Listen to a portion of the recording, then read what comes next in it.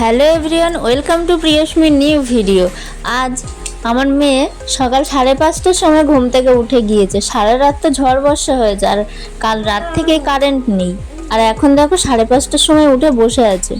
এখন বায়না ধরেছে বাইরে ঘুরতে যাবে, না খাবে না ঘুমাবে না কিছুই করবে, কিছুতেই থাকবে না ঘরের মধ্যে। এখন বাইরে নিয়ে যেতে হবে ঘুরতে। বাইরে তো বর্ষা পড়ছে, এখন কি বাইরে যাওয়া যায়?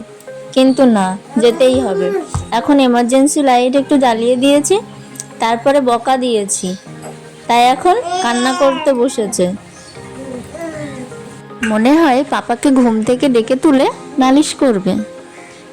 এখন তো কিছুতেই বাইরে নিয়ে যাওয়া যাবে না, আবার পাপার সোনামাকে আবার কিছু বলা যাবে না, বকাও যাবে না। বাইরে যেতে পারবে না, সারাদিন যে কি দুষ্টুমি করবে ঘরের মধ্যে তা বোঝাই যাচ্ছে। 5:30 থেকে উঠেই বসে আছে। বাইরের অবস্থা একদমই ভালো নয়, সারা রাত ঝড় বর্ষা হয়েছে, এখনো বর্ষা হচ্ছে, জানি না আর পরে কি হবে।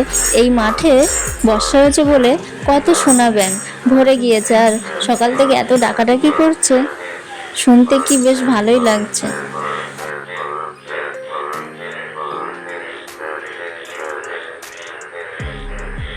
সকালে বাইরে এসে দেখি গাছের ডালপালা কিছুটা ভেঙে গিয়েছে, ছাদে ফুলের টব ছিল নিচে পড়ে ভেঙে গিয়েছে, আর কিছুটা উপর থেকে ঝুলে আছে পড়বে বলে।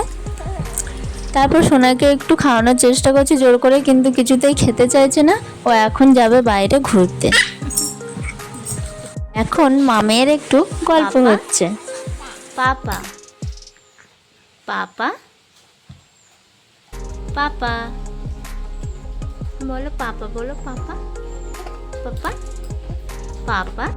কাল রাত্রে শুরু হয়েছে ঝড় বর্ষা, এখনো হচ্ছে, আর সন্ধ্যাও হয়ে গিয়েছে, এখনো থামছে না।